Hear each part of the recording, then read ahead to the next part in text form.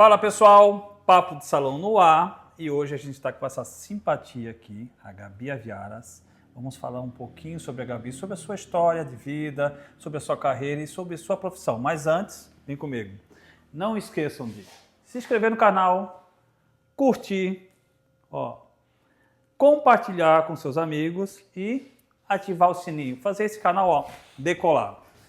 Hoje eu tenho aqui o prazer de cortar o cabelo e entrevistar essa simpatia de pessoa. Ela que é atriz, comunicadora, poeta, bailarina, mãe atípica de um jovem de 3 anos, o queridíssimo Jorge Kenzo, manezinha da ilha de carteirinha, tá? Carmela Dutra, diz ela que ama peixe com pirão e ostra ao natural. Tenho o prazer de entrevistar hoje Gabi Aviaras. Tudo bom, Gabi? Tudo bem, querido. Muito prazer, muito obrigada por estar aqui. É uma oportunidade imensa. Adoro ser convidado para a gente conversar, abrir papo, conhecer outras histórias. Muito obrigada. O prazer é nosso. Vamos cortar esse cabelo? Vamos! Quer Adoro dizer, cortar vamos cabelo. arrumar o cabelo, né, já é Gabi? cabelo curto, né? Vamos... Mas é só falar em cortar o cabelo que já me animo, assim, já dá uma mudadinha.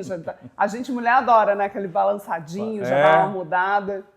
Gabi, vamos começar como atriz. Tá. Conta um pouquinho da tua história como atriz pra gente. Tá. Antes de contar da atriz, eu vou contar o que veio antes. Boa! Tá? Porque, na verdade, eu só me entendo, assim, como atriz porque eu fui bailarina antes. Né? A minha primeira formação em dança, aqui em Florianópolis mesmo, né? Eu digo que eu tenho uma formação prática em dança, jazz, moderno, balé e contemporâneo. Me tornei bailarina profissional aos 13 anos, então eu já trabalhava desde essa idade. Sim. Tinha compromisso de festival, de viagem, de competição, enfim.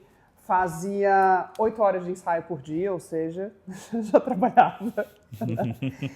E eu me lembro que na época de fazer aquele momento difícil da vida de escolher vestibular e profissão, né, e sempre muito cedo, eu acho muito cedo, assim, até hoje, eu lembro de dizer, puta, não me vejo fazendo outra coisa a não ser no ramo das artes, né?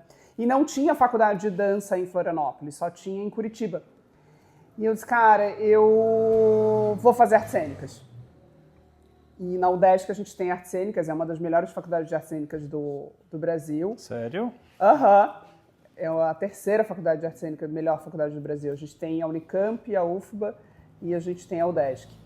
E fiz vestibular, passei. E entrei para fazer artes cênicas. E aí, para mim, as coisas foram somando, né? Porque eu já tinha, na prática, palco, entendimento de teatro, de luz. Eu já era da minha rotina esse tipo de arte. E aí, quando eu fui para as artes cênicas, que aí eu fui estudar teatro de fato, aí para mim tudo fez sentido, né? Eu me apaixonei. Fiz faculdade aqui, terminei a UDESC. E a UDESC, hoje em dia na época que eu fiz faculdade, eu entrei em 97, não tinha na Federal. Hoje em dia já tem artes cênicas na Federal também, e é bacharel. E eu decidi depois ir embora, porque a possibilidade de mercado de trabalho aqui era acadêmica. Então, eu ia me formar, mas eu teria que ficar dentro da academia, fazendo mestrado, doutorado e seguir. Né? E tem um super caminho acadêmico aqui dentro das artes cênicas. Só que não era minha praia, eu queria prática, porque eu já era da prática. Né, por causa da dança. Sim. E aí eu entendi que quando eu terminasse a faculdade, eu ia embora. Aí eu fiz um teste para uma companhia de teatro em Curitiba, passei e fiquei 2 anos trabalhando com teatro em Curitiba. Em outros espetáculos, outras companhias, e foi bem importante, assim. Curitiba é uma cidade que tem uma cena teatral muito legal. Saem grandes atores de Curitiba, grandes pesquisadores de teatro. E fiquei 2 anos lá e depois fui embora para o Rio. Por isso essa mistura de sotaque também, né? E fiquei 15 anos no Rio de Janeiro, praticamente também tenho carteirinha de cidadão honorária do Carioca. Como eu falei há pouco aqui, você tem um Mané... Aqui eu tenho um Mané Card. Então lá você tem o Carioca Card. Eu tenho o Carioca Card lá. E com 15 anos trabalhando com teatro, TV, cinema, série no Rio, foi praticamente o lugar que eu criei a minha carreira, né? Meus contatos, meu trabalho, minha profissão. Sim. Então, foi mais ou menos esse o caminho, assim, da atriz, sabe? 15 anos de atriz. 15 anos no Rio de Janeiro. No Rio de Janeiro. É. E atriz você é até hoje, né? E porque em Curitiba eu já estava trabalhando como atriz também, né? E aí é isso. É uma profissão muito árdua, né? O Brasil não incentiva tanto a cultura quanto poderia. Nós temos grandes artistas nesse país, grandes atores nesse país, mas o lugar ao sol é para poucos, né? A possibilidade de você viver disso é para seleto poucos. só do Brasil ou isso é no mundo artístico? Tem um geral, assim, mas a gente tem alguns outros lugares, por exemplo, tem um casal de amigos que foi estudar teatro na Rússia, porque um dos grandes dramaturgos da história do teatro mundial é russo. Eles foram para o Teatro de Arte de Moscou. E o status de artista na Rússia, seja bailarino clássico, seja ator, é o mesmo status de médico, digamos assim, pensando no Brasil, né? Então, é o mesmo salário, é o mesmo status, é a mesma importância. Na Rússia. Na Rússia. Né? E há outros lugares também que você tem um outro tipo de posição de atores na sociedade, assim, né? Vocês nunca viram um cabeleireiro tão rápido, né? Todo programa que eu faço, eu raço muito rápido o cabelo. Ai, que limpinho. Ai, eu gosto. Esse rabinho aqui é uma coisa que me agonia. Adoro. Bom. Maravilhoso. Mas eu quero saber, Fala. porque eu sou curioso, essa carreira de atriz. Onde você atuou? O que você fez? Vamos lá. Eu sempre trabalhei muito com teatro, né? Você tá do seu lado, tá? Tá bom. Sempre trabalhei muito com teatro. Por ser a minha formação, tudo. E quando eu cheguei no Rio, eu já fiz parte da criação de uma companhia de teatro chamada Companhia de Teatro Íntimo, que a gente trabalha até hoje juntos. Nós temos 19 anos, já somos maior de idade. E mesmo depois da pandemia, que eu e outras pessoas fomos morar longe do Rio, a gente continua trabalhando, a gente continua com projetos, a gente continua trabalhando com produção, com edital, né, com projetos em collab, com parcerias. Então, a gente continua trabalhando enquanto companhia, né? Viajamos o estado do Rio de Janeiro inteiro. Agora, na TV, um dos trabalhos assim que eu tenho mais orgulho de contar e que hoje em dia você consegue ver por aí também, que é o Conselho Tutelar, que foi uma série produzida por uma produtora em paralela da Record. Ele sempre estreou e vinculou na Record. E hoje em dia você encontra em alguns outros streamings, né? E foi um dos trabalhos que mais me deu destaque, assim, né? Porque foram 3 temporadas, o personagem é grande, é uma das protagonistas. Então é um Você foi uma das protagonistas? Eu fui uma das protagonistas. Como é que era o nome da sua... Lídia, assistente social. Foi um trabalho bem importante para mim, assim, Carlos, porque tem uma coisa quando a gente começa a entrar em contato com um personagem novo, que é o tal do laboratório, né? Então você vive o personagem tanto na vida atual ali, quanto no seu trabalho. É verídico essa frase que todo ator fala, que ele vive mesmo o personagem? A gente se aproxima, a gente empresta muito nosso pro personagem, né? Porque você se aproxima muito daquela realidade. Às vezes você não tem aquelas experiências, você não passou por aqueles sentimentos, mas você vai emprestar o seu melhor para levar essa verdade e essa comunicação para esse público, né? Então, te dando esse exemplo, o Conselho Tutelar é uma série sobre conselhos tutelares, né? A gente faz o tal do laboratório. O que é laboratório? Eu preciso chegar perto daquela realidade. Então, eu não vivo uma realidade de conselho tutelar, eu não sou uma assistente social, então eu preciso chegar lá perto para pelo menos entender como é que eu vou contar essa história como assistente social, né? E eu fiquei uma semana no Conselho Tutelar da Rocinha, junto ali, né, observando, vendo o mecanismo. Obviamente, aqui num lugar de observadora, mas esse é um dos nossos exercícios de observador, de ver como é que aquele ambiente, aquela história, o que eu trago disso para imprimir no meu trabalho, né, e para imprimir na minha personagem, né? Então foi uma experiência ímpar, assim, porque é uma das maiores favelas da América Latina, né? E a realidade de um conselho tutelar, a gente que não trabalha com isso, a gente não tem a mínima noção.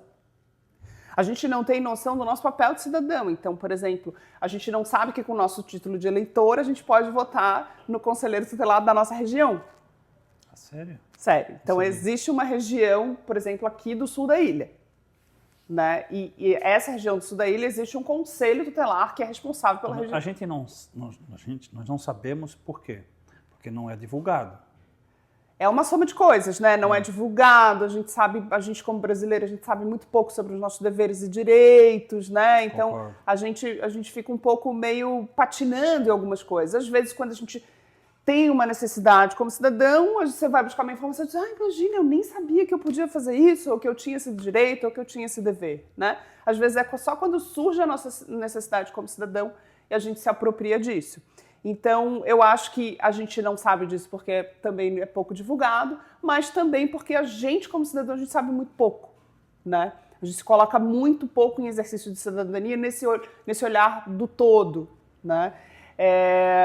Então, a gente pode saber qual é o conselho tutelar da região, saber o dia da votação, pegar o nosso título de eleitor e dizer, olha, eu moro na rua tal, vim aqui votar. Sim. Por quê? Porque como cidadão que mora nesse bairro, você pode ser uma peça-chave importante se tiver acontecendo algum tipo de crime com alguma criança.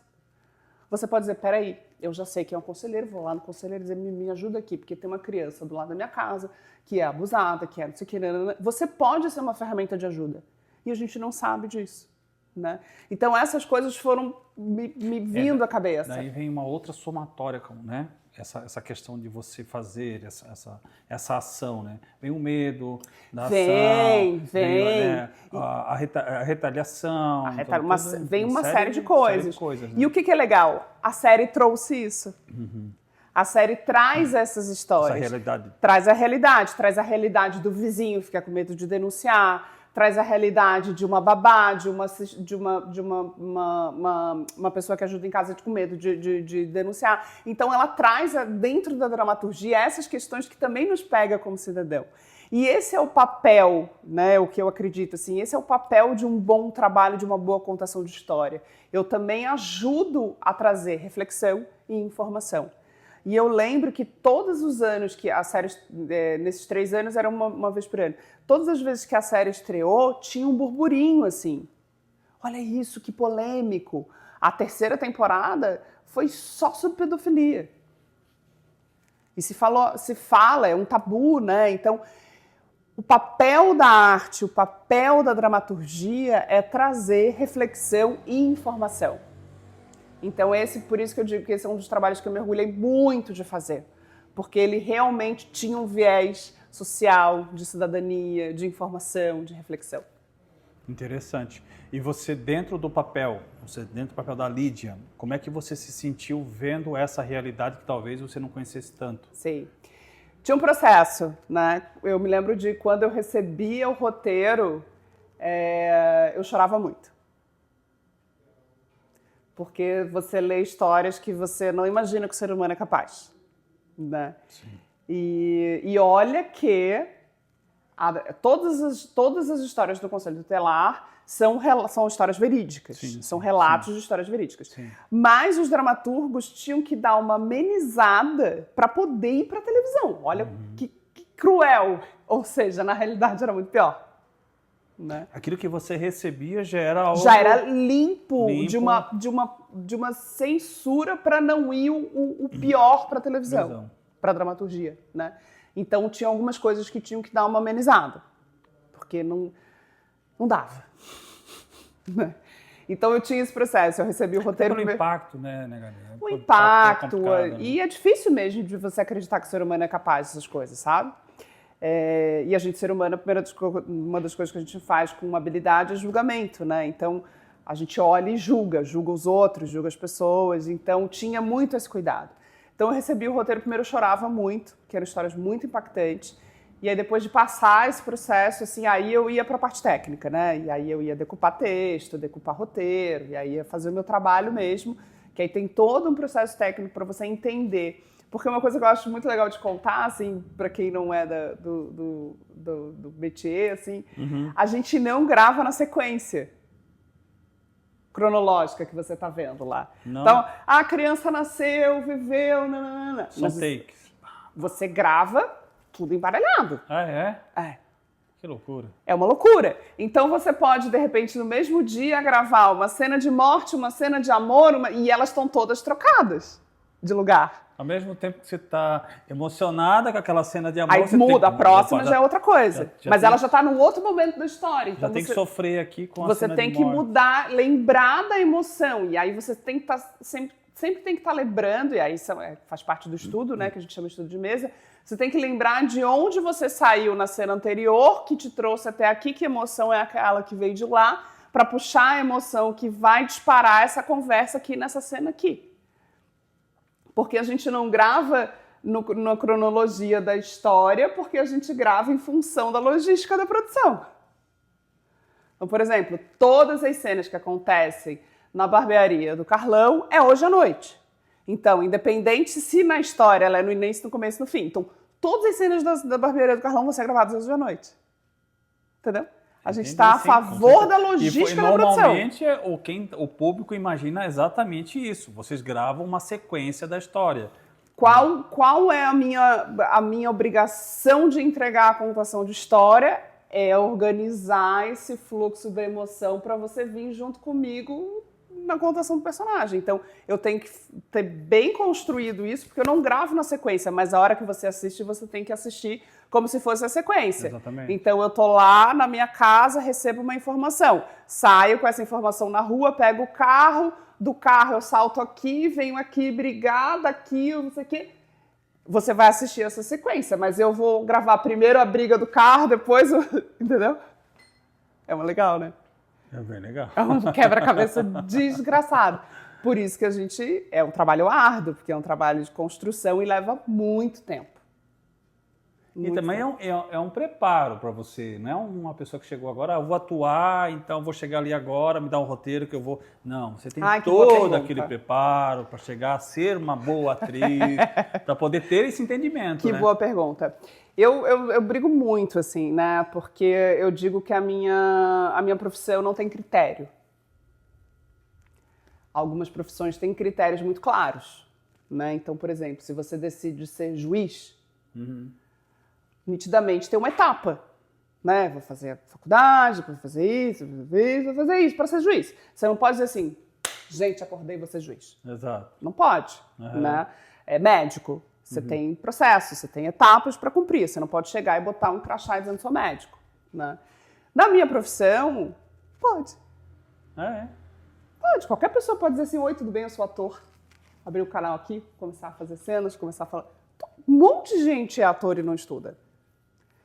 A grande diferença é que, às vezes, realmente a pessoa tem talento para aquilo, às vezes a coisa acontece. Mas, Gabi, me desculpa a liberdade, mas aí você consegue verificar o que é um bom ator ou o que não é um bom ator. Eu sou apaixonado por televisão e consegue verificar um bom ator de longe, né?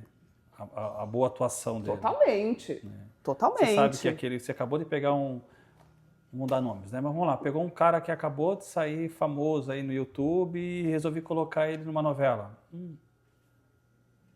Só que a televisão, ela vai atrás, hoje em dia, né, com o advento da internet, existe essas escolhas que são as escolhas pelas audiências, pelos números, né? Então, de um tempo para cá, você vai pegar um personagem ou não no teste da novela, não mais pela sua capacidade, mas pela quantidade de seguidor que você tem no Instagram. Por causa do canal do YouTube que tem tantas visualizações. Então, a própria televisão, e aí eu não digo a dramaturgia, mas quem coordena isso, começou a corromper um pouco. Então você pega alguém que está saindo de um Big Brother, que não é ator, mas porque o cara ou a mulher ganhou uma puta numa audiência, aí você coloca numa novela. Exato. É entendeu? mais ou menos isso que eu quis dizer. Então aí a pessoa começa a dizer, então agora eu sou atriz. Não, não é, querida. né?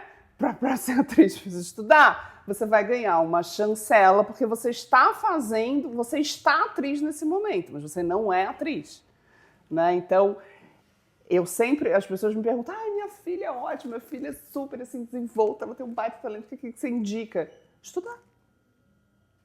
Tem um monte de faculdade de teatro no Brasil, tem um monte de curso bom, tem bastante curso técnico.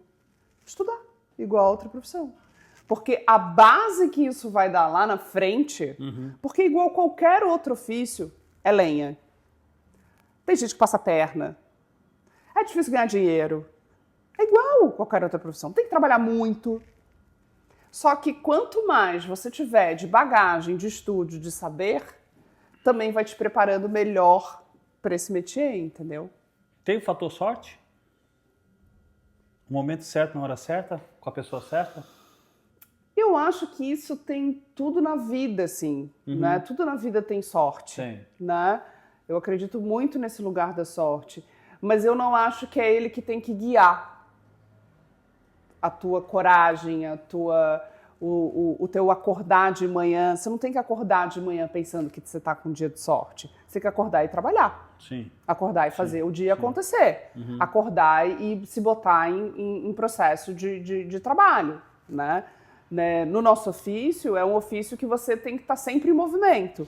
Então, eu tenho que estar sempre cuidando de mim, cuidando do meu corpo, cuidando da minha imagem, mandando material, mandando foto, conversando com as pessoas. Né? Se eu não acordar e não fizer isso, não tem sorte.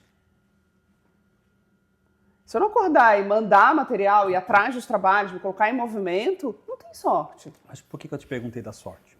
A gente acabou de comentar sobre essa situação da pessoa que está em uma boa audiência, né? Um Big Brother, um YouTuber, ou o que seja.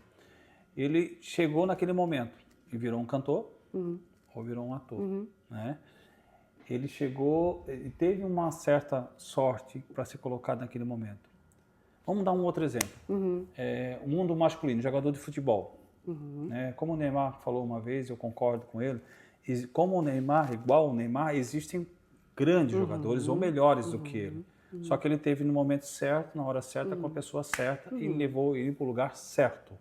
O ator não funciona dessa forma também, porque tem, como você falou, nós temos grandes atores, grandes atrizes no Brasil que não são conhecidos. A maioria, né? Pois é.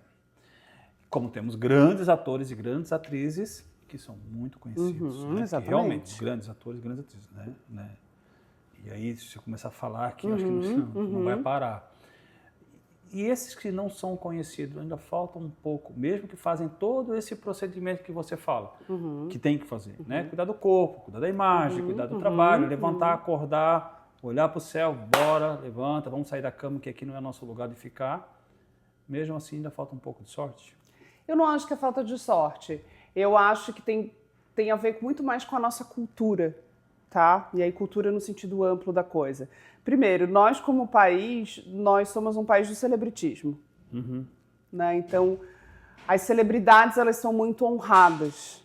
Então, muitos grandes atores desses que a gente já conhece, que já são, né, já tem seu lugar ao sol, Sim. E que entendem que o nosso ofício é só mais um ofício, é só mais um trabalho, eles não se sentem celebridades, porque é só mais um ofício. Mas nós somos um país do celebritismo, então quanto mais a pessoa for uma celebridade, melhor eu ter ela perto de mim, porque ela vai trazer mais audiência, né? Então eu vou me calçando também desse lugar, porque nós somos um país que gostamos disso, das celebridades. Outra questão cultural. Essa profissão é uma profissão de estereótipos. Então, você coloca as pessoas em caixinhas. Você não imagina que a pessoa possa romper aquela caixinha. Então, você coloca estereótipo mesmo. Alta, baixa, gorda, magra, tem cara de rica, tem cara de pobre, mulheres gordas vão ser comediantes, vão ser faveladas, a mulher negra vai sempre fazer... Hoje em dia, a televisão se ligou disso e está mudando. A gente tem novelas com pessoas negras em outros lugares, ocupando outros personagens, porque agora estão se ligando para isso. Mas a gente tem os estereótipos. Então, por exemplo, Se você é um ator ou uma atriz que não se encaixa num estereótipo que a novela está precisando agora, não é sorte. Você não encaixa naquela caixinha. Porque é uma profissão de colocar você em caixinhas. E aí a gente está falando de audiovisual. O que deixa a gente conhecido como ator? O audiovisual. Né? E, antigamente, hoje em dia a gente tem uma geração que nem vê televisão, né? Mas antigamente fazer novelas da Globo te deixava mais conhecido. Né? Nós somos dessa geração. Né? Mas hoje em dia a galera, os adolescentes têm um outro tipo de consumo de audiovisual. Né?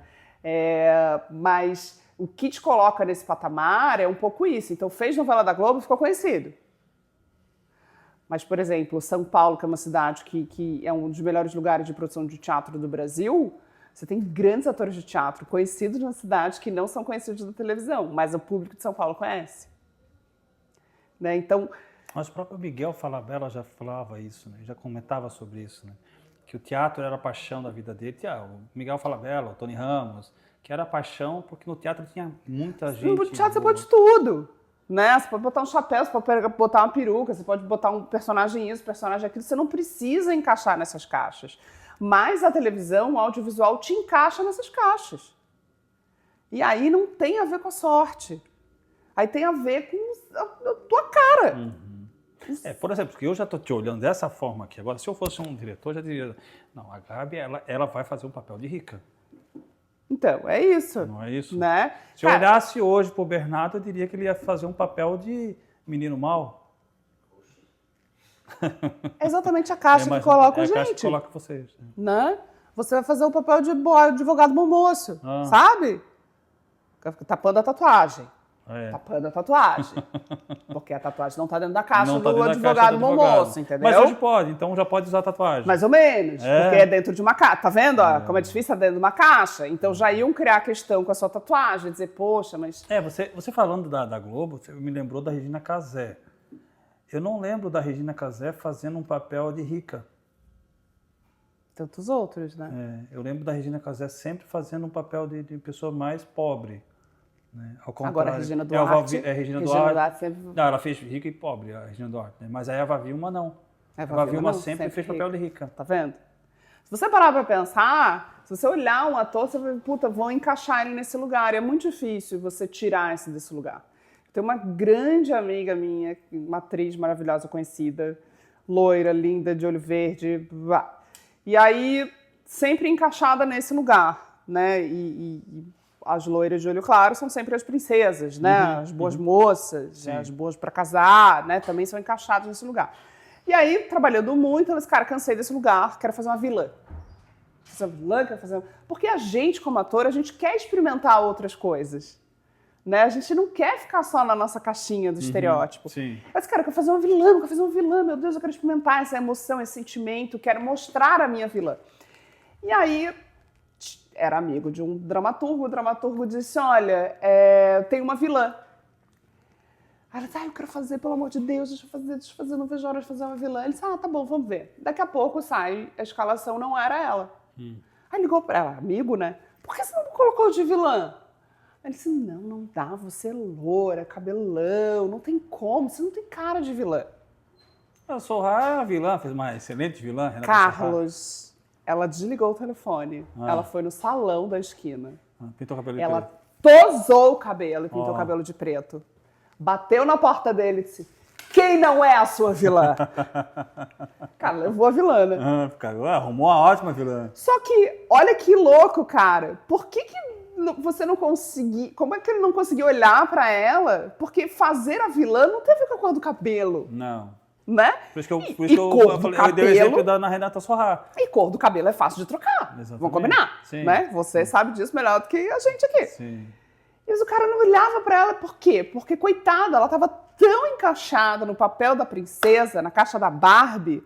Mas aí, na questão, é o produtor, né? Ele, na questão disso, ele já não olha para os olhos do público, porque se eu vejo a Gabi sempre como aquela princesa, fica um pouco estranho jogar a Gabi como uma vilã? pro público isso? Dentro... Não vai ser um choque pro público? Sim, dentro da televisão tem essa pesquisa de público muito grande, Sim. né? Existia até, não sei se existe ainda, mas existiam, por exemplo, algumas senhoras que eram pagas para dar esse retorno, que elas assistiam desde a novela das 6, daquela época tinha novela das 6, das 7, das 8, das 9. Aí Sim. elas eram pagas para dar esse retorno. Esse é o retorno Tem real gente que da faz audiência. isso até hoje sem ser pago. Conheço. Sem ser pago, né? Então, é que a rede Começa social... na novela das duas, vai até... Não, e hoje em dia a gente dá o retorno na rede social, né?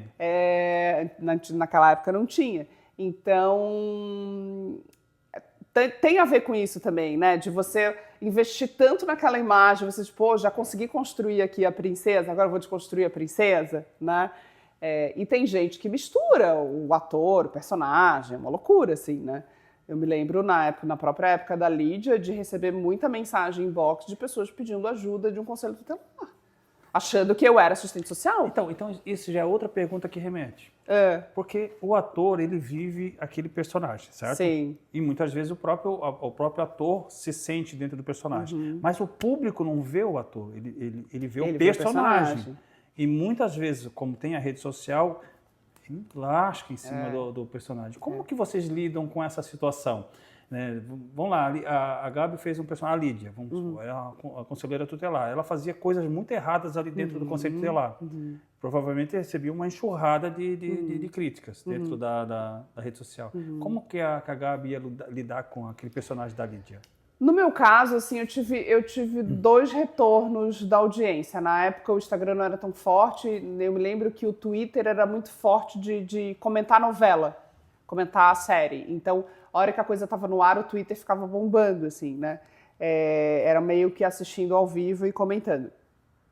Tive 2 retornos. O início do personagem, a Lídia é uma assistente social muito sem amor pelo que ela fazia, né? Ela fazia aquilo de forma muito burocrática. Então, eu recebi muita crítica nesse sentido. Né? Por que tá trabalhando aí? Larga esse negócio. Se não gosta de trabalhar com a criança, não vai lá que vai fazer. Então, tinha isso. Por um lado, é legal, porque significa que tá colando. Tá colando, exatamente. Né? Então, lendo de fato o que eu quero, né? O meu trabalho está bem feito, né? Eu estou conseguindo chegar lá. Você está conseguindo ler o que eu quero te dar, né? E por outra faceta, tinha muita gente pedindo ajuda, achando que de fato eu era assistente social.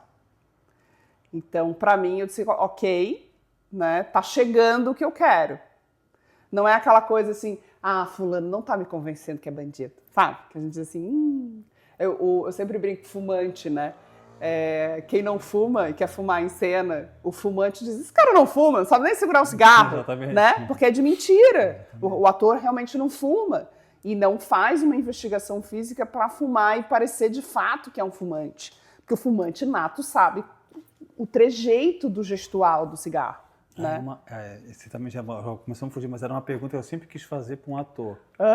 Porque se você não fuma, você vai para uma cena que tem que fumar, como tem muitos atores, né, que não fumam e em cena tem que fumar. O que é aquele cigarro ali? Porque é fumaça, você está inalando fumaça. Você vai fumar, digamos assim, você está fumando a trabalho, né? Mas você vai fumar no processo de construção do personagem, porque aquilo ali precisa fazer parte daquela Mas é um cigarro preparado, não é um cigarro comum. É um cigarro normal. Sério? Cigarro normal. Sério? Normal. Eu tô tentando lembrar o nome do ator. O que ator que fez... Vai lá, Bê, me ajuda aí. O que fez o... Não, o que fez o... Pode ser que a maconha seja de mentira. Do Peaky Blinders. Maravilhoso. Maravilhoso. Cigarro normal, gente. Aquele ator fantástico. Cigarro normal. E ele fumava compulsivamente, cigarro mais normal. Um atrás do outro. E os outros filmes ele não fumava. Ele era meio viciado do... Eu não sei se era cigarro, ou se era uma mistura de tabaco ou de algumas ervas. Pois é. Pra dar a fumaça pra fazer o rolê. Ele disse que saiu viciado no ato de fumar. Imagino. Sabe? A gente traz muitas coisas dos personagens, né? E a gente dá também muitas coisas. Então, é isso, assim, pode ser que lá na gravação, a produção consiga alguma substância, orégano que faça de conta que é um tabaco, e aí Tira a Só que- nicotina, né? Porque a nicotina... Tira a tem vício. nicotina. Pode ser que consiga alguma coisa assim. Só que isso vai ser lá só quando eu tô gravando. O processo de construção não tem esse cigarro de mentira. É o cigarro normal mesmo. Entendeu? Que eu preciso usar aquilo ali. Eu preciso criar aquele manejo. Eu preciso criar aquela organicidade da coisa para que você diga, cara, é óbvio, Pra que fumante vire uma massa. realidade, É né? uma realidade. Você nem questione se eu sou fumante ou não sou E fumante. separado na rua, como alguns atores. Cara, eu acho que tem os dois lados da moeda, assim, né? Tem histórias engraçadíssimas, por exemplo, a própria Renata Sorra, que faz maravilhosas vilãs, ela conta histórias engraçadíssimas de ser atacada na rua, né? Porque as pessoas levam ferro e fogo as vilãs dela. Isso aqui até me deixa jogado A Adriana, então... A Adriana Esteves, né? Aquela mulher é maravilhosa, aquela mulher... Tem várias, então as pessoas... Tem gente que mistura também, né? Tem um ator que é de Curitiba, o Guilherme, também esses dias viralizou um vídeo dele de uma senhora que encontrou ele na saída do restaurante e começou a chamar ele do nome do personagem, mas era um personagem de uma novela velha, beça. E ele dizia, minha senhora, eu não sou essa pessoa. Você é assim, você sacaneou fulano. Começou a tirar satisfação com ele, sabe? E aí começou a chamar ele de mau caráter e ele foi se esquentando. Ele disse, mas a senhora tá louca, isso é velho, né? E aí depois ele virou pra ele. Ele disse, calma, senhora, já sei que a senhora quer uma foto comigo? Ah, então tá bom, então faça uma foto com você. Era isso, né? Então tem muitas histórias, assim, né? Mas o Rio é muito grande, então até você chegar nesse ponto de separada na rua, demora um tempo, assim. Tem que fazer um papel muito marcante, né? Quando você faz um muito grande, muito marcante, aí acontece, né? Mas eu acho que os atores que fazem os bons vilões são mais parados. Porque o vilão suscita mais emoção nossa, né? Sim. Imagina. Tu fica com raiva do vilão, desgraçado. Imagina aquela escada da Renata Sorra. Quem não tinha raiva daquela escada então, dela? Eu acho que o vilão suscita mais isso, né? Eu tenho, por exemplo, muito pouco relato de amigas que fizeram as mocinhas que foram paradas na rua por esse sentido, né? Então, por exemplo, amigos homens que fazem os seus personagens, são sacanas, são traidores... Para de fazer sacanear, para de trair dela. Então, eu vejo que o polo da traição, o polo da sacanagem, são muito mais criticados e parados na rua. Assim. Mas hoje você está com uma profissão também diferenciada hoje na rede social. Conta um pouquinho sobre ela. Sim. Toda essa bagagem, né, de TV, de vídeo, de comunicação, porque aconteceu o seguinte, lá no Rio ainda, né, trabalhando com isso e produzindo na TV, enfim, eu comecei a observar lá no nosso início dos anos 2000 esse tal do advento do YouTube. Porque a gente, ator, começou a ser cobrado, que eu te falei, dos índices de seguidores na rede social, canal do YouTube, começamos a ser cobrados, por que você não tem um canal no YouTube? Por que você não tem um canal no YouTube? Ter canal de YouTube pra quê, gente? Falar o quê? Tô falando lá no início dos anos 2000, né? Eu disse, cara, tem uma Agora coisa... ela puxou bem, assim, nos anos 2000. Ou vai misturando. Aí, eu disse, tem alguma coisa por trás disso, tem a comunicação tá mudando. E aí eu fui fazer um curso de técnico de comunicação. Mais uma formação. E aí eu fiz o curso técnico de rádio, locução, apresentação de TV e de bancada. E eu sempre fui apaixonado por rádio, assim, de menina. Então, a coisa do rádio me conectou rápido, assim. E fiz jornalismo esportivo também dentro desse curso de técnico. E aí, eu comecei a observar que a forma de comunicação começou a ir para um lugar diferente por causa do YouTube. Então, eu peguei e compilei essa bagagem também. Não sabia muito o que eu ia fazer com ela. E comecei a observar, principalmente, os apresentadores de jornal, de bancada. Porque a gente é criado por quem, gente? Sérgio Chapelin, da bancada do Jornal Nacional. Como é que eles apresentavam o jornal? Durinho aqui, né? Durinho. Nem fazia assim com a mão. Né? Sérios. Não, mas tem um nome técnico que, na entrevista que eu fiz com o Mário Mota, ele falou sobre esse nome técnico. Eu tô tentando buscar aqui na memória, calma lá. Então, a gente tem uma memória desse jornalismo de bancada, desse lugar aí, né? Se você for parar para pensar, quando a gente começou a ter essa linguagem mais informal do YouTube, quando os YouTubers começaram a aparecer, quem começou a aparecer de YouTuber primeiro? Cara, os moleques que tinham esse privilégio de ter essas ferramentas na mão, celular no van, e como é que eles trouxeram a linguagem para o YouTube? Uma linguagem completamente informal. Sim. E esses caras começaram a viralizar, lembra disso? Foi um boom. Começaram a lotar teatro, ficar milionário, uma loucura, né? E aí, o que aconteceu? Obviamente, a televisão brasileira, que trabalha base pesquisa de audiência, né, e dados e números, eles não decidem nada, porque todos os dados e números são dinheiro, começaram a entender que a linguagem precisava ir para um lugar informal, porque tinha uma nova geração e que estava indo para uma audiência informal. Então, se você parar para pensar, olhar para o jornalismo, que nós somos filhos da teledramaturgia e do Jornal Nacional, né, como brasileiros, a gente é formado por isso. Que era, na verdade, tirando a novela, era referência, né? Mais... A família brasileira janta na frente do Jornal Nacional. Jantava, pelo menos. Fantástico, né? Jornal Nacional. É, o Jornal Nacional. A seriedade dele. A seriedade. Então, se você vê o caminhar do Jornal Nacional para cá, não como jornal, mas como referência de comunicação, você vê que eles estão muito mais maleáveis na conversa hoje. Sim. Então você vê, e aí não só no Jornal Nacional, nos outros jornais também da noite, principalmente, que era sempre considerado o horário mais sério, né, que é o horário que a família está sentada em frente à TV, você vê esses comunicadores conversando.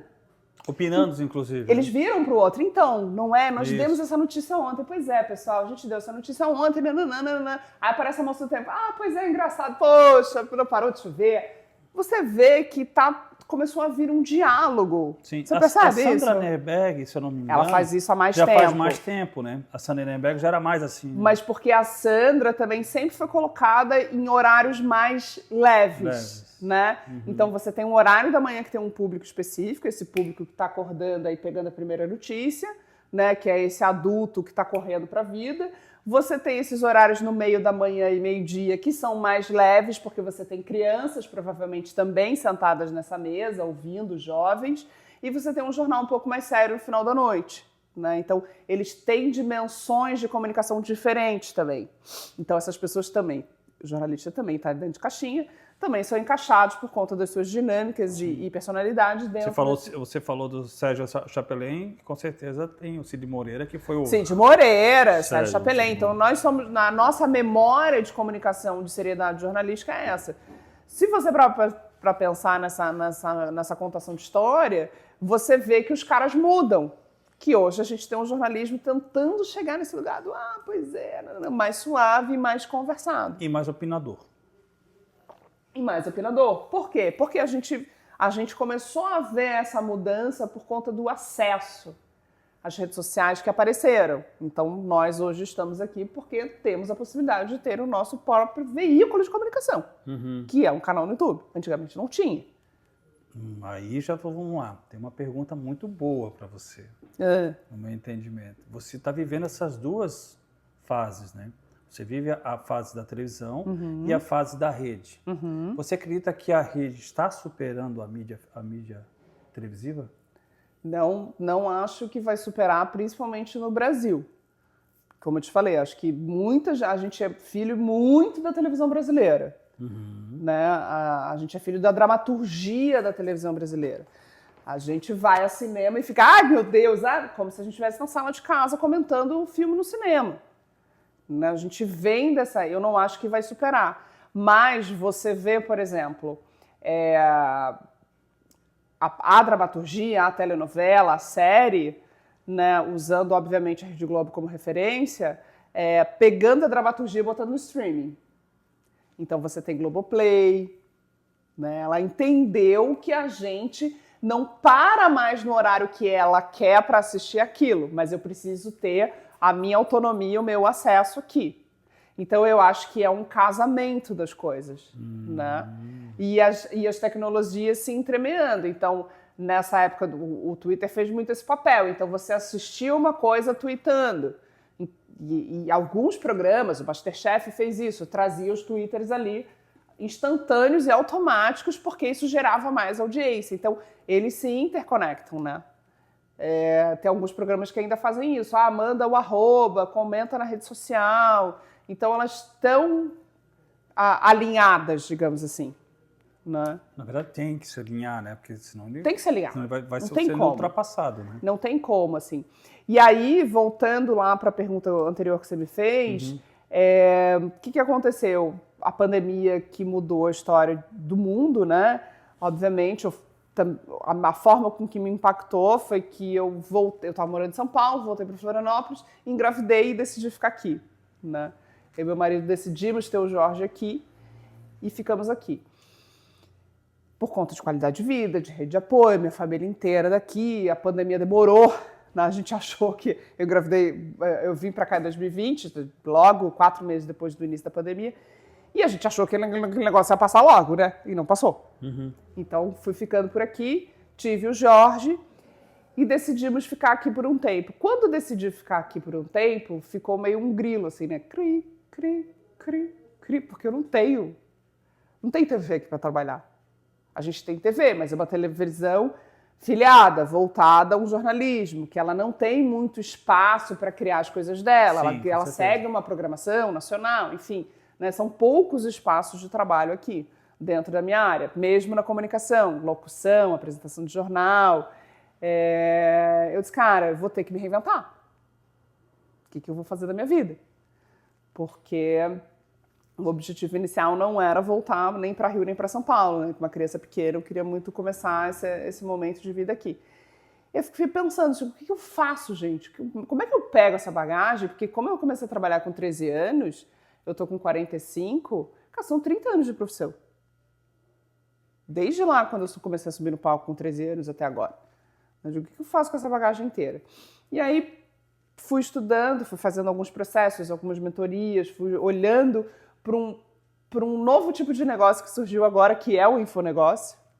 Né? A gente vê muito, principalmente no Instagram, que são pessoas produzindo cursos, vendendo seus cursos, as suas mentorias, as suas consultorias. Os caras precisam entender desse negócio de infonegócio aí. Aí sentei para estudar, porque eu sou dessa, sou cabeçuda, sento lá, estudo, meto a cabeça e vou meio autodidata em muita coisa, assim. E os caras, entendi. Comecei a olhar, fazer uma pesquisa de mercado e percebi que hoje em dia profissionais liberais, como você, como o pessoal da área da saúde, como médico, fisioterapeutas, dentistas, advogados, contadores, pessoal de corretor de imóvel, são pessoas que estão começando a entender que o seu trabalho precisa ir para o digital. Então o cara tá lá, o cara, né, a médica, o dentista, tem lá seu consultório, já tem sua clientela, já tem cliente, papá. O que a gente faz hoje quando você indica um profissional? Instagram. Puta, Instagram. Mas, cara, tá todo mundo precisando ir pro Instagram. Só que o Instagram, que é uma ferramenta de tecnologia de comunicação, vai mudando muito rápido. Então o Instagram começou como uma mídia de foto, de imagem, e hoje em dia, a competição do Instagram, basicamente, são com as outras redes sociais de vídeo. Então, o Instagram entrega mais vídeo do que imagem. Então, tá todo mundo precisando fazer vídeo. Para falar do seu curso, do seu atendimento, eu sou dentista disso, eu acredito nisso, eu acredito naquilo. Aí vem o problema. Aí vem o problema. Aí tem uma dor. Não sei usar vídeo, não sei gravar vídeo, não sei equalizar a luz, não sei... Não me coloca na frente de uma câmera porque eu vou gaguejar. Não me coloca na frente de uma câmera, começo a gaguejar, eu falo muito bem em público, eu me comunico muito bem com meus clientes, mas eu não sei gravar vídeo. E se eu não gravar vídeo, meus postzinhos não andam para frente, eu não ganho seguidor. E aí os clientes me pedem o Instagram é ruim, eu não sei publicar nada, eu não sei fazer nada, eu não sei o que eu posto. Já postei de tudo, já postei coisa técnica, já enjoei. E os caras temos Isso não dá certo, demora Isso muito, não dá porque certo, não vai lá. demora E vem muito. todo aquele processo de você entender quanto tempo vai levar e de que forma tem que fazer. Por que eu falo isso? Porque eu sou profissional na minha área também há muitos anos. E como você falou, eu sou muito comunicativo na minha cadeira. Exatamente. Para me chegar na frente de uma câmera, foi bem complicado. Você imagina? Ainda está sendo, né? Mas... É isso. É um processo, porque é um processo. Pra gente também é um processo, né? E eu sempre brinco que é um processo, inclusive, mais profundo, porque eu preciso primeiro fazer um processo de aceitar a minha voz. Porque antigamente a gente jamais ouviria a nossa voz numa rádio ou num veículo de comunicação se a gente não trabalhasse nele. Com o advento dos celulares, você começou a ouvir a sua voz. E tem muita gente que diz, ai, não gosto da minha voz. Ai, não gravo áudio de WhatsApp porque não gosto da minha voz. Ai, não gravo vídeo porque não gosto da minha voz. Então, é um processo de aceitação. É um processo de aceitação da imagem. Porque, às vezes, a imagem que eu vejo no vídeo não é a imagem que eu vejo no espelho. Não é a imagem que eu reconheço. Né? Então, tem toda uma camada por baixo disso. E aquela autocrítica, né? E autocrítica. Meu cabelo não tá legal, minha roupa não ficou bem, o jeito que eu me postei não tá bom. Não tá bom, tem que arrumar. A autocrítica que manda, né? Como é que você faz com essas pessoas? Então, e aí eu olhei para essa dor. Eu disse, cara, aqui tem uma dor. E principalmente a questão do vídeo, ela vem de um lugar também de exercício meu, pelo seguinte. A forma com que a gente trabalhava, mais ou menos, era isso. Produtores de elenco tinham o nosso material, existia um personagem que talvez eu me encaixasse, eu tenho um agendamento, vou lá, faço o teste presencialmente. Né? Então eu chego no estúdio, na hora marcada, arrumada, com o texto decorado, blá, blá, blá, vou lá e faço o teste. Normalmente era assim, tá? Com o advento do celular, de os celulares começarem a ter as boas câmeras, começou o tal do self-tape. Então, ao invés de os produtores mandarem 20 pessoas parecidas com o Carlos para ver qual desses homens brancos de barba vão ser o dono do personagem, eles pedem para todo mundo mandar um self-tape. O que é uma self-tape? Eu boto a câmera, exatamente como ela está posicionada ali, né? E vinha a orientação, coloca o celular assim, grave seu nome, se apresente, papai, e mande isso. No início, era do jeito que dava, então a gente não tinha muita instrução de como fazer, nem os celulares eram tão bons. Com o tempo da melhora do celular e o self-tape se popularizando, porque o self-tape resolveu uma questão também financeira das produções, que quando você vai a um teste, por lei você deve receber um cachê teste. Então, quando eu não vou ao teste... Não eu não recebe preciso... cachê teste. Imagina, se você falou 20 pessoas, são 20 cachê teste. Tem teste que você testa 80 pessoas. Nossa. Né? Então, até você achar o cara que a produção quer, o cliente quer, enfim. Então, a gente começou a criar uma expertise do self-teste. Não existia ring light, então a gente tinha que se virar, botando luminária da cabeceira da cama, em cima do livro, e aí a gente foi criando, até que essas coisas começaram a aparecer, né? E popularizar ainda mais na pandemia, porque todo mundo teve que virar para isso. E os caras têm expertise do self-tape, que é um pouco isso. Eu tive que também aprender a fazer self-tape para poder mandar bons testes. Só que aí tinha uma outra faca de dois legumes, né? Porque a hora de fazer o self-teste começa a ser bom, eu penso na luz, eu penso no cenário, eu melhoro o texto, eu faço a maquiagem, eu faço o cabelo, eu faço figurino. Ou seja, o ator faz tudo e não ganha salário nenhum. Nenhum cachê porque fez o... E nenhum cachê porque fez o teste. O teste. E aí a gente começou a ficar muito bom em self-teste. E aí eu disse, cara, vou pegar esse meu próprio aprendizado mesmo e trazer para essas pessoas. E aí eu desenvolvi esse trabalho que eu chamo de comunicação criativa, né, que é uma mentoria para profissionais liberais que precisam levar os seus produtos e serviços para a rede social, tem interesse em fazer isso. E aí os objetivos são muitos, né? Tem gente que quer gerar audiência, tem gente que quer trazer mais cliente, tem gente que quer vender alguma coisa. Então a gente também alinha qual é o objetivo para a gente construir essa comunicação. Né? E por que eu chamo de comunicação criativa? Porque a gente parte de um processo criativo de imersão. Imersão na sua história, no que você acredita, como você construiu o seu ofício, porque você está no seu ofício. Então, todo o levantamento dessa contação de história é o que faz de você, Carlos, ser o diferencial do colega ali do lado, que também tem uma barbearia. Não é porque você corta com a máquina X ou Y, mas é a sua história e a forma com que você enxerga a sua profissão que é o seu diferencial. E eu preciso, hoje em dia, levar isso para a minha comunicação e me posicionar. E muita gente tem medo de se posicionar. Porque diz, mas aí não vão gostar, vai ter hater, vão me criticar. Mas se eu não me posiciono, eu também não deixo claro a forma com que eu trabalho. Então, por exemplo, eu sempre digo que posicionamento também já é filtro de cliente caroço, né? Se você diz, olha, esse daqui é um lugar que preferencialmente meu público é masculino, claro que pode vir uma mulher aqui cortar o cabelo, raspar o cabelo, vai ser super bem-vinda. Como vem. Como vem. E como eu vou à barbearia também, né? Agora eu tô com o cabelo comprido, mas já raspei muito. E sempre raspei em barbearia, porque eu acho mais prático e mais em conta. Então, não é que você nega, mas você não vai ter uma mulher aqui batendo na porta dizendo que é porque preciso fazer muitas mechas e uma hidratação, né? Você diz, não, esse serviço eu não presto aqui. Então, você entende? A hora que eu me posiciono, eu também vou direcionando o olhar do que eu faço. Então, esse processo, essa mentoria, vai ajudando a pessoa a construir o conceito dela de comunicação e de como ela se posiciona. Junto com isso, tem prática de vídeo, posicionamento de corpo, noções básicas de luz, de edição, de rede social, para você construir esse olhar e trazer o seu trabalho para o digital. Esse posicionamento do corpo que você falou agora, que é interessante, né? A forma que você se posiciona na frente da câmera, sabe? Agora eu tô falando daquele que está aprendendo também, entendeu? A forma que você... Por exemplo, eu vou fazer um vídeo, que a equipe me pede para fazer um vídeo chamado. Eu não consigo fazer menos que 8. Eu já fiz uma média. Sempre acima de 8. Não ficou, eu vou, olha, faz de novo, não ficou bom, volta, não consegui falar, até encaixar alguma coisa mais ou menos que eles gostaram. Então tu pega esse Carlos ali, transforma ele numa pessoa que consegue chegar na frente da câmera. Sim. E pelo menos chega a fazer menos que 8. Faz menos que 8. Primeira coisa que eu sempre digo, né? Eu não sou do marketing.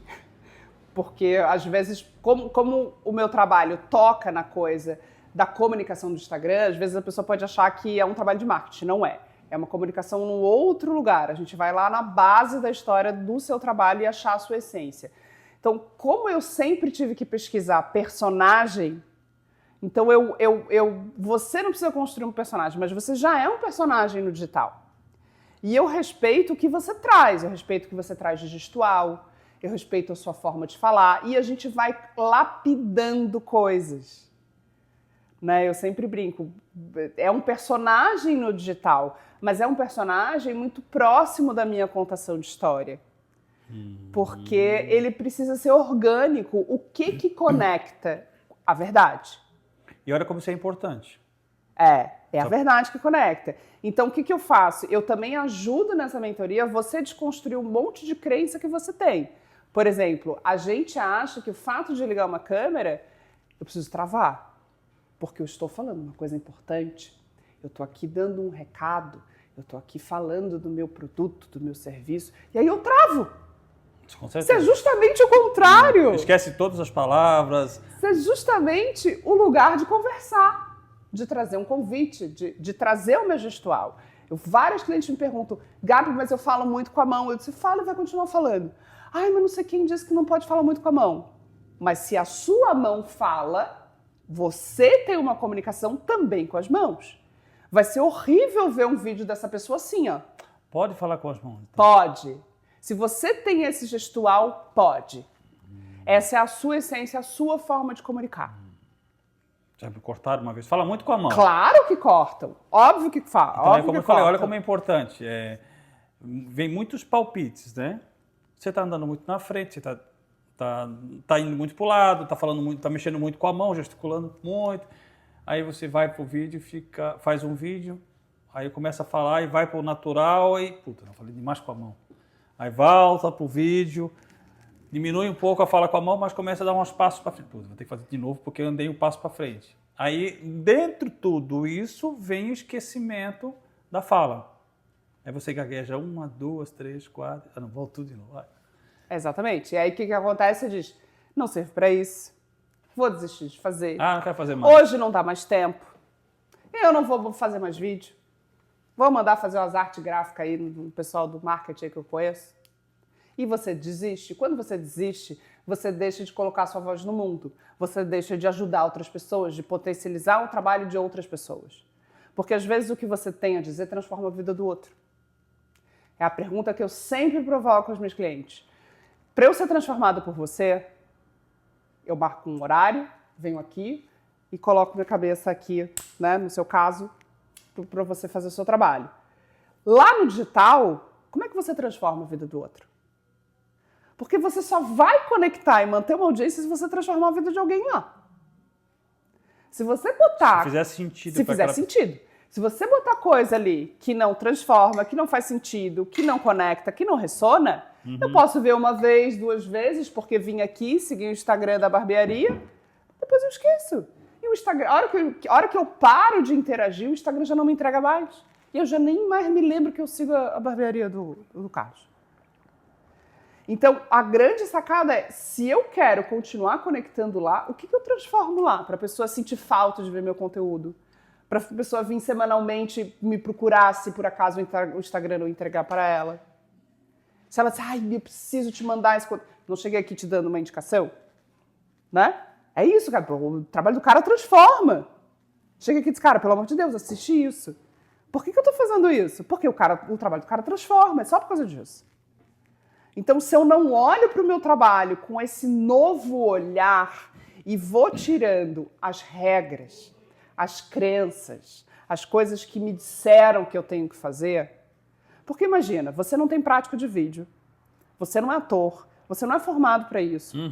E aí chega alguém e diz, olha, Carlos, para você ligar a câmera, você tem que fazer assim, ó, segura a mão, respira o ar, não sei o quê, decora o texto. Meu Deus, é pior que aprender a dirigir, né? Com certeza.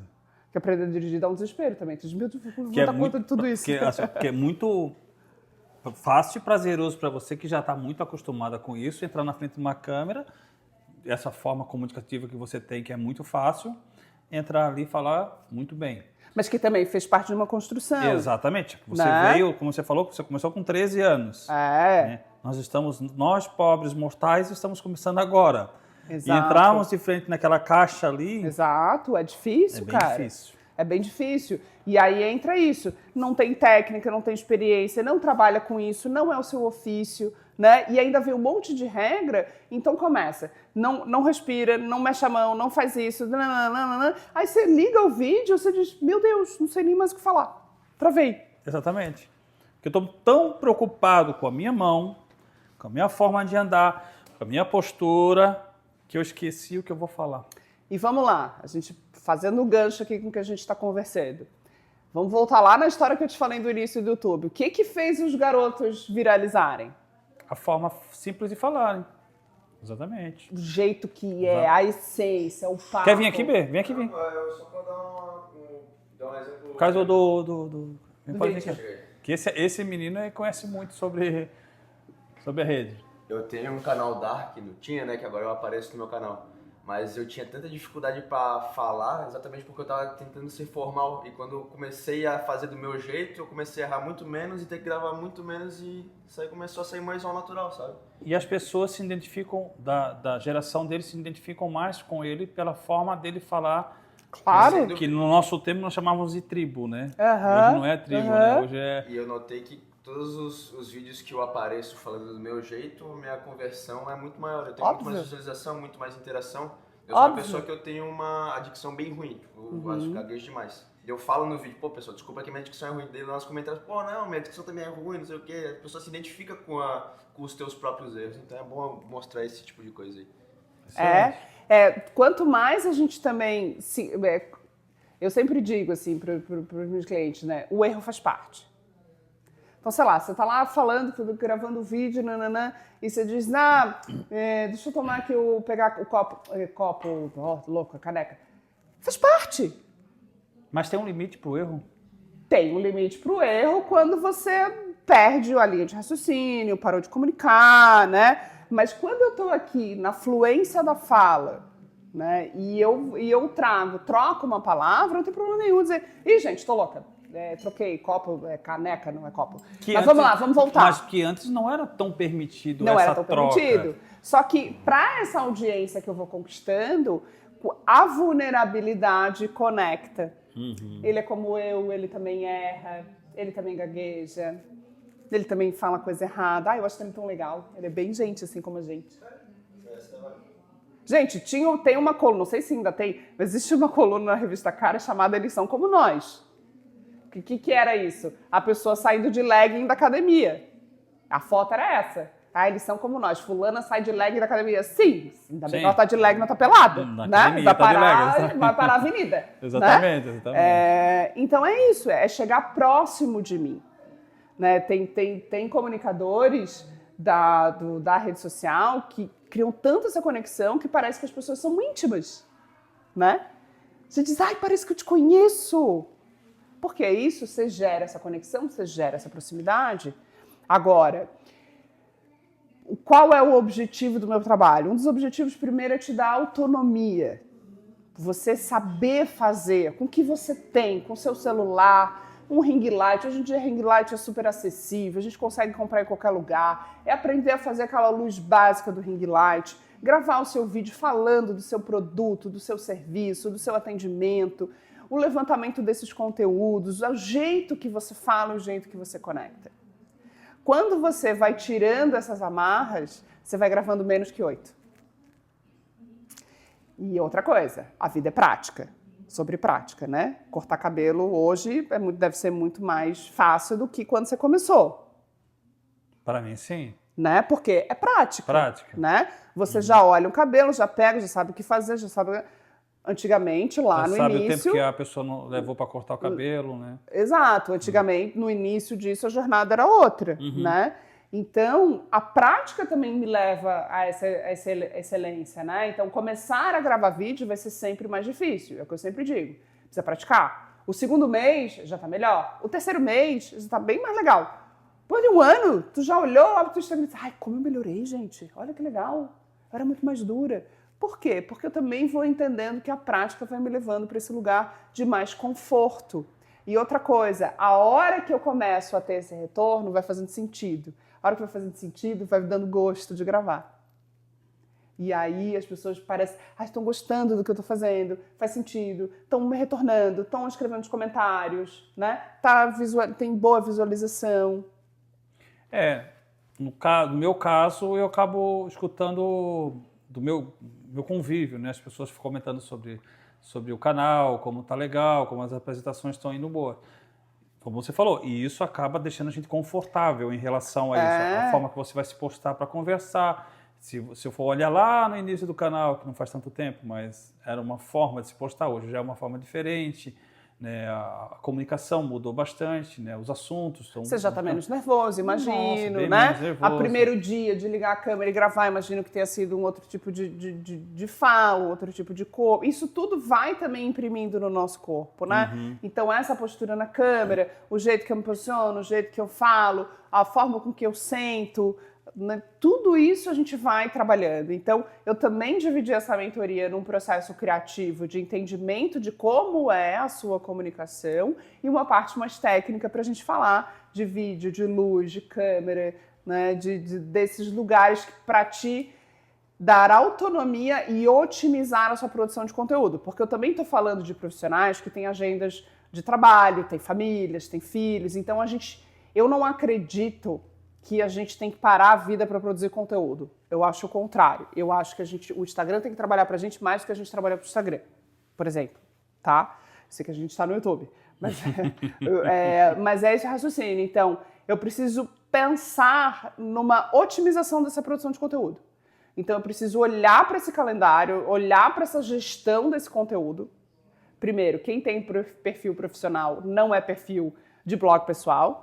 Eu preciso entender que tudo que eu posto é intencional e estratégico, então tem um raciocínio alinhado com o meu objetivo, seja de vender, de criar audiência, de vender meus produtos, chamar mais clientes, seja o que for. Então, tudo que eu posto é intencional e estratégico, e eu vou contando a história disso, boto o storytelling atrás disso tudo, e aí eu faço esse primeiro momento de entender a minha produção de conteúdo. Depois eu tenho um dia que eu gravo, porque o dia que eu gravo é igual você aqui, tem uma rotina. Eu vou mudar a luz, eu vou mudar a decoração, eu vou botar uma planta, eu vou tirar objeto. Nós, mulheres, a gente tem que se maquiar, a gente tem que se arrumar, a gente vai botar uma blusinha, vai botar outra blusinha, vai trocar outra... Então, eu paro e entendo que existe um ritual de gravação. Não dá, no meio da rotina, entre um cliente e outro, dizer, acho que do intervalinho vou gravar um vídeo aqui. Não dá. Não dá tempo. Exatamente.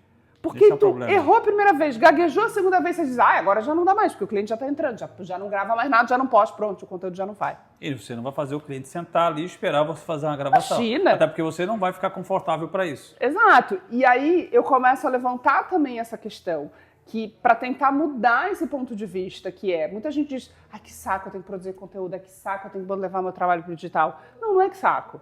Você não tem setores no seu trabalho, na sua empresa? Você não tem o setor financeiro? Você não tem o setor comercial na sua empresa? Mesmo que seja eu presa, né? Mesmo que seja um profissional liberal, dentista, dona do seu consultório. Mas você tem determinados momentos de gestão desse consultório. Por que não existe a gestão do setor de comunicação?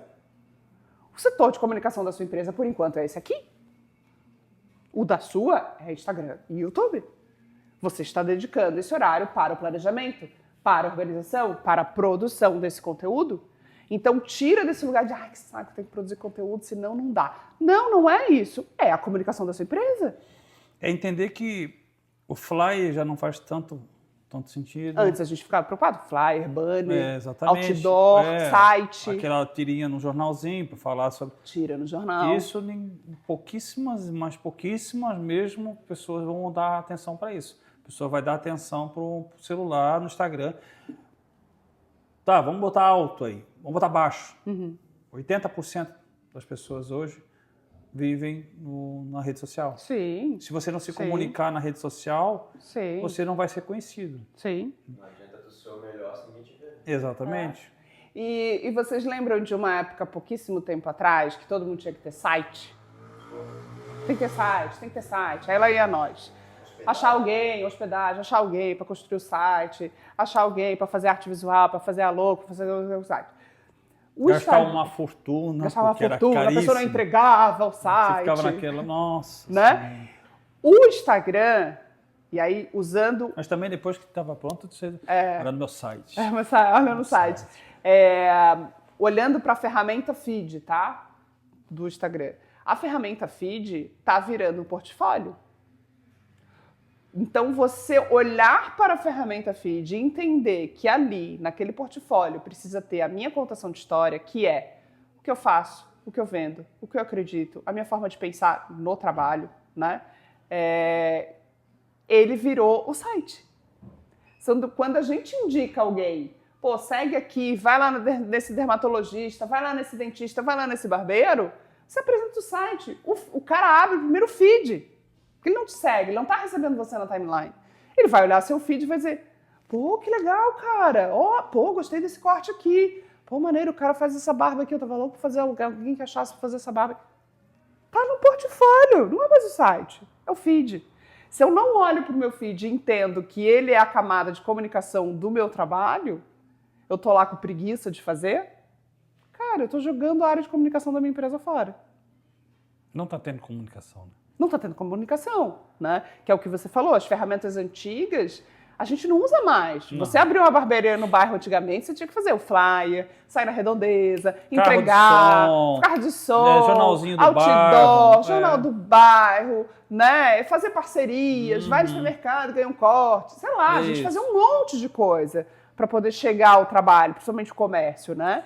E nós temos hoje uma ferramenta gratuita, né? Exatamente. Você vai gastar menos com um produtor, com uma pessoa para te ajudar a fazer isso, do que você gastaria colocando um outdoor ou gastando 1000 flyers para poder ser distribuído e muitas vezes não eram distribuídos, né? Então, assim, um dos meus objetivos, além da autonomia, é também te destravar para o seu processo, para o seu conteúdo, né? Achando a sua forma de comunicação.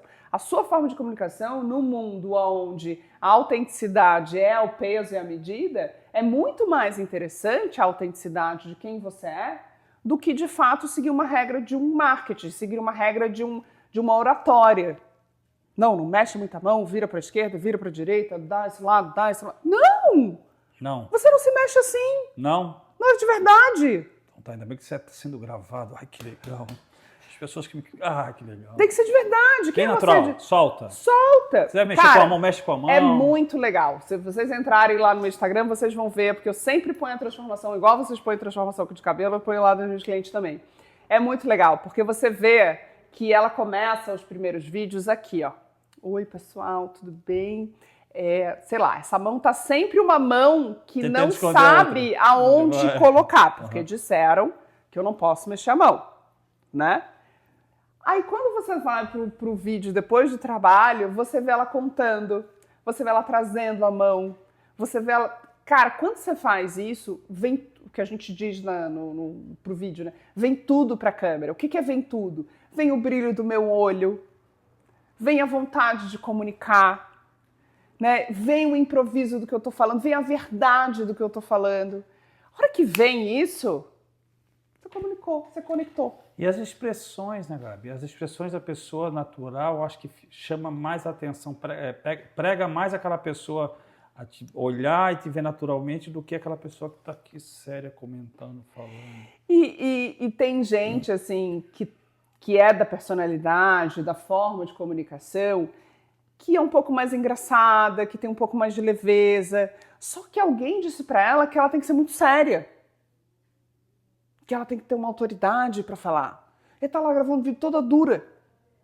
E se ela gravasse perto dessa leveza, dessa coisa engraçada, ela conseguiria dar outro tom, ela conseguiria conectar outras pessoas.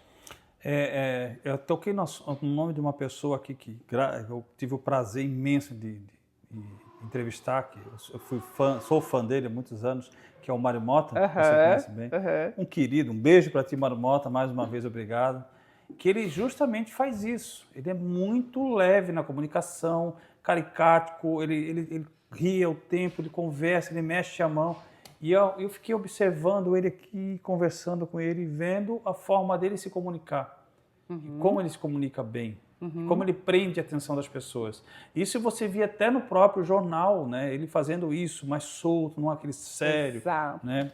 Como você falou, de repente o horário, meio-dia, é um horário mais solto, né? Exato, também. Um horário mais travado, que você viu o Fabian no jornal das 7, se eu não me engano, mais travado, mais sério, assim. Mas o Mário Mota ali, solto, jogando. E como isso é legal? E é uma construção também, porque o Mário é jornalista há muitos anos. O Mário é uma referência pra gente aqui de comunicador, né? 40 anos, né? 40 anos. Então, para ele também é uma construção, né? E a gente falou aqui do lugar do jornalismo. Então, ele também visitou um lugar mais duro e veio entendendo que o jornalismo foi mudando. Então, ele teve no Jornal Nacional. Ele teve uma vez, lembro disso. Exatamente. Ele apresentou uma vez, lembro muito disso. Então, ele também foi achando esse lugar. E hoje essa comunicação dele já está encaixada pela experiência.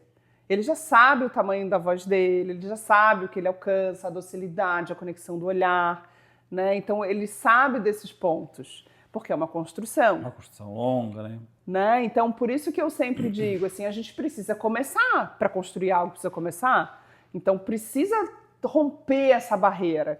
E muitas vezes, Carlos, essa barreira, ela existe por conta do excesso de autocrítica, né? Que o nosso ego, a primeira coisa que ele faz, quando a gente se vê ali na câmera do celular, a gente fica, ai meu Deus, não tá bom, esse vídeo não tá bom, essa luz não tá boa, esse cabelo não tá bom, não sei o que, pronto, já não gravo mais, né? A gente também tem o excesso de regras externas, né? O medo de ser julgado, vão dizer o que vão falar, tá bonito, não tá bonito, né? E a gente vai botando isso tudo como um bloco de madeira e a gente cria essa parede. E a gente para de fazer a grande coisa que a gente deveria fazer, que é levar o nosso trabalho para o mundo, é levar a nossa voz para o mundo. Né? E principalmente especialistas. Especialistas como médicos e dentistas e pessoas que estudam, pessoas da academia, pessoas que têm muito conhecimento. Por que as pessoas de muito conhecimento não estão na rede social falando coisas dignas? A rede social está cheia de besteira, gente. Exatamente. Está cheio de falsas receitas médicas, falsas dietas, né? Por que uma nutricionista eficiente, estudiosa, não está lá falando e tem falsas receitas? Porque, de repente, essa nutricionista não conheceu a Gabi. Mas vamos fazer uma polêmica aqui. Nessa autocrítica, nessa crítica, né? Quem ganha? Homem ou mulher? Excesso de autocrítica? A gente, mulher, né? A gente mulher, porque existe uma cobrança externa muito maior, né? A gente tira por fotos, né? É? A gente tira pelas fotos, né? A mulher, quando vai bater foto, ela briga com o marido, ela briga com o namorado, ela briga com o noivo, porque ele não bateu direito, ele não tá legal, não tá pegando meu ângulo. Mentira? E porque existe um excesso de cobrança, né? De a gente estar sempre muito melhor apresentada do que vocês na sociedade. A minha mulher, às vezes, ela fala que o cabelo dela tá horrível, mas o meu amor, tu tá linda. Ah, é porque tu acha, os outros não me acham, me amam, os outros não. Ela fica indignada, mas tu tá linda. Então, por exemplo, às vezes você vai sair para jantar com a sua esposa, né? Decidiram ir num restaurante mais chique porque vocês estão comemorando alguma coisa especial, né? Se você for de tênis e calça jeans e essa camisa, você tá bem vestido. Mas se ela for de tênis, calça jeans e uma camiseta, ela não tá bem vestida. Não tá bem vestida. Você vai estar super bem vestido, ela não. Então, existe algum lugar aí, também desse olhar da sociedade, que cobra um pouco mais da gente, né? Desse olhar do feminino, assim. Então, por exemplo, eu que decido não pintar o cabelo e ter cabelo branco, eu ouço muitas coisas dizendo, puta, mas é relaxada, por que ela não pinta o cabelo? Você com cabelo branco, você já é grisalho, charmoso, maduro. A gente tem pesos e medidas diferentes. Então, esse excesso de cobrança, pra gente, pesa um pouco mais. Então, você com a idade que você tem, tá tudo bem você ter uma friso na testa, você ter que começar a aparecer seu pé de galinha. Pra mim, não. Tá mudando, tá? Um pouco, Tá. né? Os homens estão mais exigentes, essa questão também, bastante. Estão começando a olhar pra isso. Mas é muito mais aceitável que você tenha um risco no meio da testa do que eu. Pô, ela não é capaz de pagar um botox, gente. O que custa botar um botox ali pra dar uma suavizada?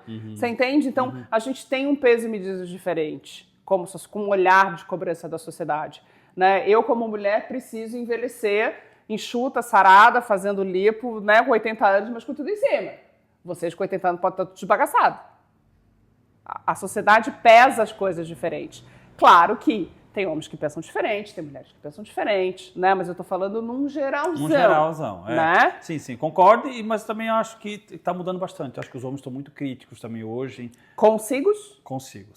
Isso eu estou falando essa cadeira, que eu escuto bastante. Sim, a gente tem visto lugares como esse que começam a falar de autoconhecimento, de autocuidado, né? Então, você vê homens se cuidando um pouco mais. Principalmente o autoconhecimento, a busca pelo autoconhecimento e, claro, e engata já o autocuidado.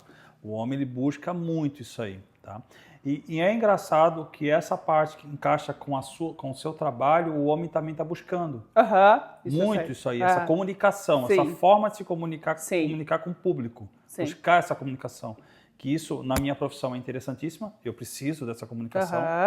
Né? Até como você falou, para mostrar o meu trabalho para as pessoas aí fora. A minha profissão como barbeiro, como cabeleireiro.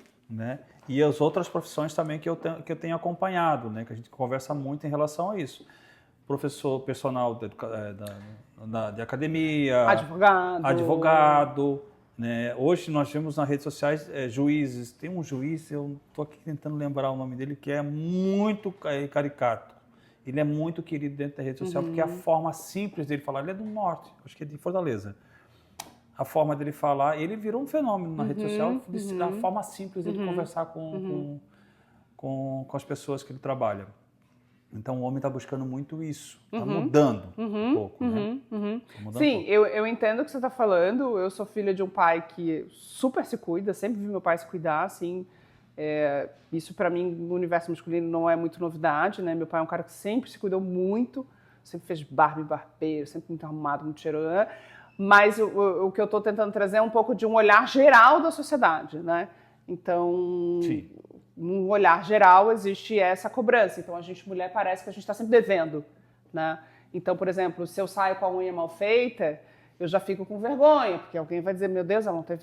Pelo amor de Deus, né? Que custa passar um esmalte, gente? Nós estamos aqui 2-1. E nós vamos concordar com isso. Quem mais vai criticar?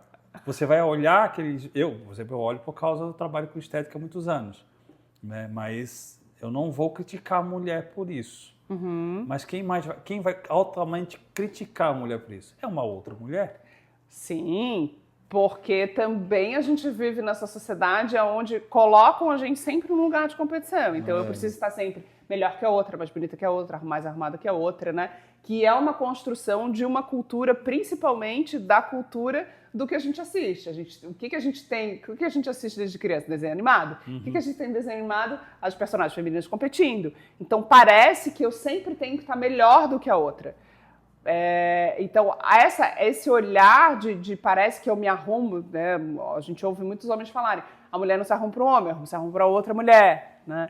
Mas isso eu acho que são tudo jargões, porque a gente tem culturalmente essa pressão de que parece que eu não posso descuidar de nada, que senão eu vou ser julgada, seja por um homem, seja por uma outra mulher. Sim. Essa cobrança, ela de fato existe. Assim. Mas também são idolatradas. Quantas mulheres não olham para você, ou para nossa colega que esteve aqui, que foi a Roseli, ou para a Cíntia, ou a Fernanda, que é a minha colega também. Quantas mulheres não olham, não vê a expressão, aquela elegância, aquela beleza, e não querem seguir também. Né? Não só criticar, mas querer imitar essa... Bom, nosso tempo está estourando, meu Deus, infelizmente. Já, gente. Né? Quem quer ser comunicativo, encontra a Gabi aonde? Encontra a Gabi no Instagram, a conta é @eugabiaviaras, a Gabi é com Y, a Viaras é com H, vai estar aqui nos comentários, né? Na descrição, tudo por aí. Contato, telefone. E, gente, eu não sei mais telefone de cor. Mas a gente põe ali. Colocamos lá, também, pronto, tá? exatamente. Põe na descrição também.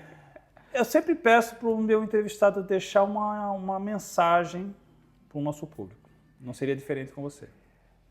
Eu acho que dentro desse nosso papo aqui, o que eu posso, né, o que eu gostaria de deixar de mensagem é encorajar de fato você, profissional, você que estuda há muitos anos, que é um especialista da sua área, que possa transformar a vida de outras pessoas que estão para além do seu espaço físico de trabalho, para além do seu consultório, para além do seu escritório, para além do seu salão, para que você chegue em outras pessoas, coloque a sua voz no mundo, leve o seu trabalho. Isso é uma forma de encorajar outras pessoas a seguirem os seus caminhos, de encorajar outras pessoas a também transformarem a vida de outras pessoas. Se a gente não se coloca nesse movimento, não sei que sentido faz se a gente não transformar a vida do outro.